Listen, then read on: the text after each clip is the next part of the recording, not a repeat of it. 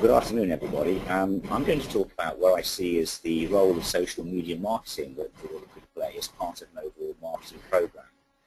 I'm going to show why I think that social media marketing is going to change the rules of the game for marketing communications, but also why I don't believe that it will completely take over.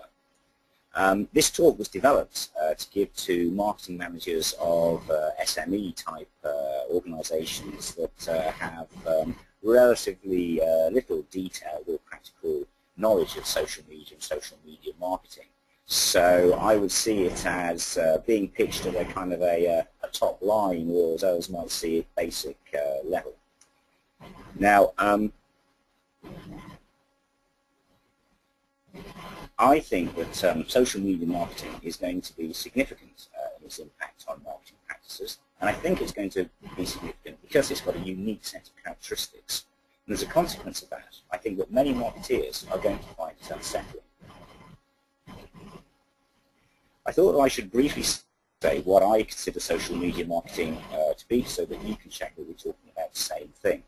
As far as the social media aspect goes, I see it as being comprised of a sort of melange of social networking sites such as Facebook or LinkedIn, Twitter, YouTube, social bookmarking sites such as Dig, social review sites, and the blogosphere.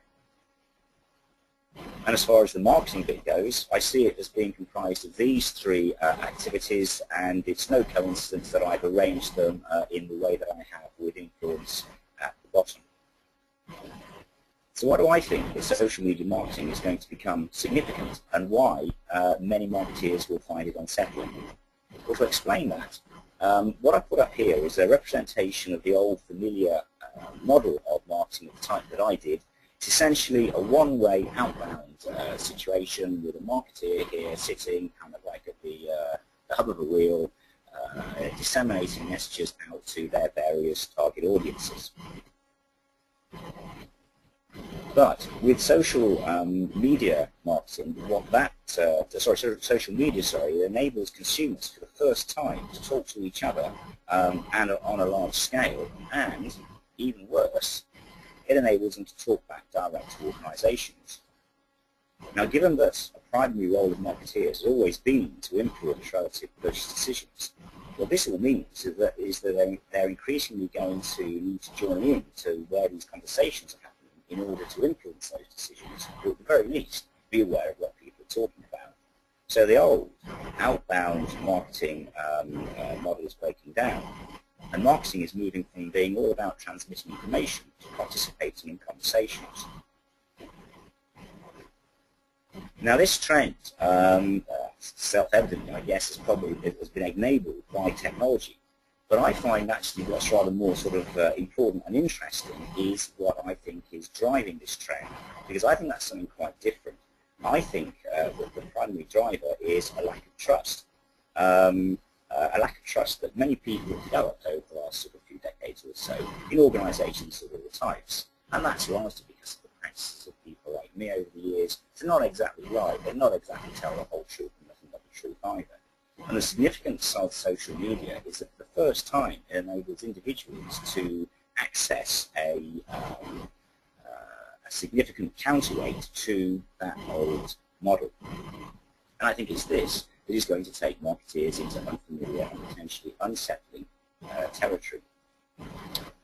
Now, to summarize some profiling work I've been doing and trying to understand for myself how I think social media marketing is going to work, here's a list of what I see as positive aspects of social media to the marketeer. It's interactive, so you can talk to customers and get feedback from them. It's potentially very flexible in terms of how you can target it. It's also flexible and versatile in relation to the marketing objectives that you can use it to try and achieve. Its impact can be evaluated. Whoops, my apologies, I just accidentally left forward. Its impact can, to a large extent, be evaluated in relatively low-cost ways, and also in relation, certainly, to things like national TV ad campaigns. Social media marketing campaigns can be put together for some relatively modest costs. But As well, there are some potential, oh sorry, the other thing I was going to mention before moving on is that actually in the medium-term term, I see these benefits as being arguably more relevant and valuable for SMEs than for large organisations. But with the social media and social media marketing, there are also some potential downsides, which again highlight why some marketeers will find social media unsettling. The first couple are sort of fairly obvious. It's got incomplete coverage, and of those that are in social media, only some are going to engage with the communications activities of particular organisations or brands. What's also, I think, an issue which I've already touched on is the fact that to a degree social media marketing will force or require marketers to see a degree of control. But the other two, the next two factors are the ones that I find particularly interesting because, in my view, the key to success in social media marketing is to be able to generate a continuing stream of interesting and relevant stimuli that will induce people to engage. Now, most marketing departments are not actually used to doing this. Certainly, again, in the part of the economy where I carve out a living. Social media marketing is relatively low cost in terms of cash, but demanding in terms of mental effort. Boring brands that have got little to say are going to struggle. And then, again, the final sort of downside or potential negative of social media marketing, certainly at the moment, is that many organisations, most of the ones that I interact with, don't actually know how to do it yet. And I think hopefully what's come out of these last two slides is that not only are there impacts, potential impacts, I think, on social media marketing on marketeers, but also on market researchers, because at the end of the day, our role has always been to sit at the interface between client organisations and customers, and the more that social media and social media marketing is going to change the nature of that interface, so it's going to impose challenges and demands on us. Now, I'd like to finish with a few thoughts on the future role of social media within an overall marketing program, and why I think that the very versatility of social media is actually going to pose some problems to many marketeers. Now, this tastefully designed image on this slide is a representation of moving from every potential option that's available in the market here through to a long list of potential options here, short list, and the final brand choice. Now, the reason that I've put this up is so that I can then show that in my judgment, social media is going to become a major, perhaps the main influence of the customer's choices at the level, at the point where they are putting together their shortlist and where they're deciding which final product or service to buy. And that essentially comes back to this issue of trust or lack of trust that I was referring to earlier. But I believe that back here at the long list stage in the process, things will work actually rather somewhat differently. I suspect that at this level, the way that people build their long list is actually different to how they do their short list choice. It's not so rational, it's not so conscious, it's not so rapid, it's done in a kind of a subconscious, semi-conscious way, almost kind of osmotic over time. And because of that, I think that conventional outbound communications are going to still have an important role at this level here, because their quality of communication in terms of credibility and trust is going to be good enough for these types of still preparatory decisions. And at the same time, all the money that marketing companies put into advertising is going to make it relatively easy for people to absorb this information, because basically do all the work for them. So, that explains, if you like, to me, why I think a combination of social media marketing and other tools are going to be needed for an overall marketing program. But that still begs the question of how can the two types of tools be best combined. And this is where one of the, well, I think one of the main strengths of social media marketing actually makes this more challenging for the majority of marketeers. And to demonstrate why, on this chart coming up in a moment, here it's a diagrammatic representation of an archetypal marketing strategy solution. So we say across the top, the 5 arrows are the 5 main generic types of objective that any marketing department may find itself trying to achieve, and underneath are the various marketing communications tools that are available, judgmentally and crudely placed against or underneath the objectives that I think each one is most relevant to.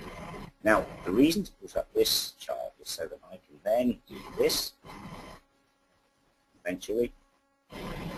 And here we've got exactly the same selection of tools, but here, all the ones that have changed to hopefully yellow or near screens colour are tools which I believe social media marketing tools can fulfill in the vast majority of cases just as well potentially as conventional non-social media tools.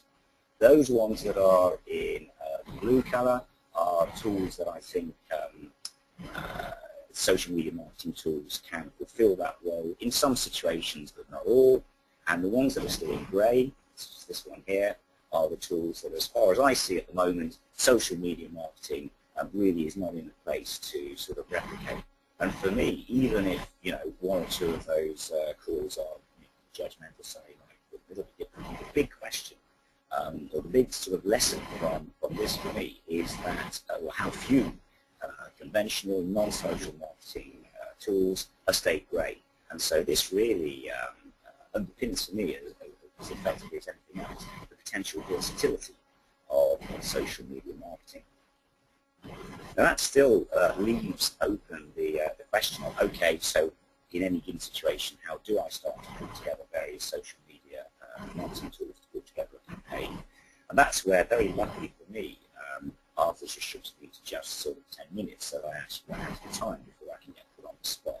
I think the one thing I would say at this stage is that it has to be built up on an individual client-by-client basis. Now, let's sorry, missed the slide. Okay, so just then, if I have a couple of comments to wrap up before I hand back to Arthur. What I've attempted to do in this short session is put over what I consider social media marketing to be and what it can do. I see it as that it's going to be a major, possibly the main arena in which marketing communication happens going forward. It provides marketers with a uniquely flexible and modest cash cost way to reach customers, which is why I think one of the reasons why I think it's going to be particularly valuable for smaller organisations. But it's only going to be effective if a brand or a company can come up with a continuing stream of interesting things to say. So Arthur, that's basically it. Back to you.